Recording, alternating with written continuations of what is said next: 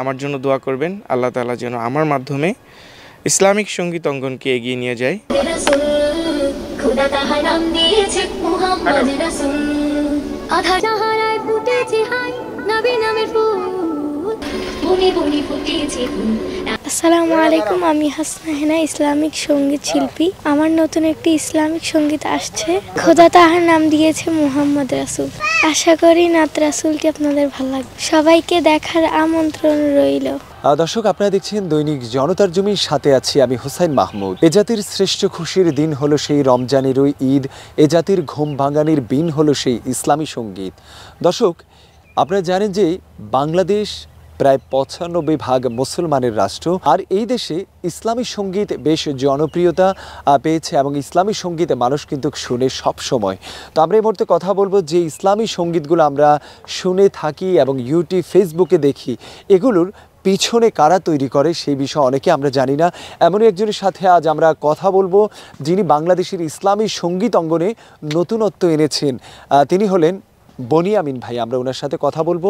উনি ভিডিও নির্মাণ করে থাকেন, ইসলামী সঙ্গীতের যে ভিডিওগুলো আমরা দেখে থাকি সেই ভিডিওগুলো নির্মাণ করে থাকেন। তো আমরা কথা বলবো বনি আমিন ভাইয়ের সাথে।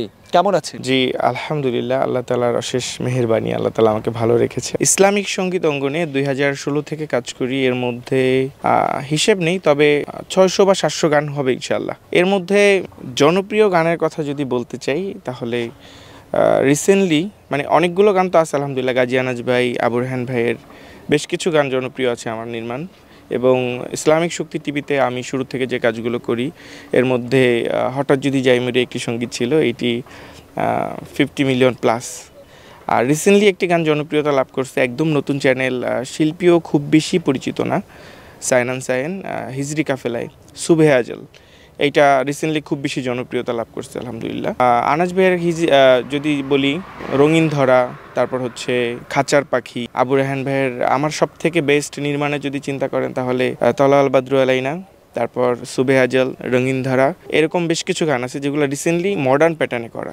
অসংখ্য গান রয়েছে, আমরা যেগুলো শুনেছি যে আসলে বেশ জনপ্রিয় কিছু ইসলামী সঙ্গীত রয়েছে বনি আমিন ভাইয়ের।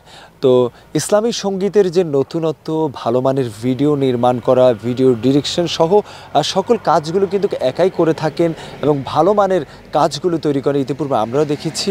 তো ভবিষ্যতে পরিকল্পনা পারি কিনা আপনার? আমার আসলে পরিকল্পনা হচ্ছে, যেহেতু মিডিয়াতে আছি দীর্ঘ বছর ধরে, আমার মাধ্যমে বেশ কিছু কাজ রেখে যেতে চাই যেগুলো দিয়ে মানুষ এতটুকু তৃপ্তি পাক যাতে করে সে অপসংস্কৃতিতে না যেতে হয়। আমাদের একটা কন্টেন্ট দেখার পরে তার ভালো লাগতেছে না, সে গান বাজনা শুনলো বা এরকম রুচি যেন তাদের না হয়। আমরা চাই যারা গান বাজনা শুনে আমরা যদি এই জন্য এরকম একটা কোয়ালিটিতে যেতে পারি যাতে করে তারা গান বাজনা ছেড়ে ইসলামিক সঙ্গীতের দিকে মুভ করে। জি, আমাদেরকে আপনার মূল্যবান সময় দেওয়ার জন্য অসংখ্য ধন্যবাদ। দৈনিক জনতার জমির পক্ষ থেকে আপনাকে অসংখ্য ধন্যবাদ। আর সর্বশেষ দর্শকদের উদ্দেশ্যে কথা বলে বিদায় নেবেন। আমার জন্য দোয়া করবেন, আল্লাহ তাআলা যেন আমার মাধ্যমে ইসলামিক সঙ্গীত অঙ্গনকে এগিয়ে নিয়ে যায়। আমি ক্ষুদ্র মানুষ, চেষ্টা করি, তারপরও আল্লাহ তাআলা যতটুকু সামর্থ্য দিছে এতটুকু দিয়েই কাজ করে যেতে চাই। আপনাদের দোয়া কামনা এবং জনতার জমিনের সাথে থাকেন, ইসলামিক কন্টেন্ট নিয়ে বা ইসলামিক বিষয়গুলো নিয়ে তাদেরকে সাপোর্ট দিন, তাদের সাথে থাকুন। ধন্যবাদ। দর্শক, এতক্ষণ দেখছিলেন ইসলামী সঙ্গীত নিয়ে আড্ডা। তো ভালো থাকুন এবং দৈনিক জনতা জমিনের সাথেই থাকুন। এই পর্যন্তই, আল্লাহ হাফিজ।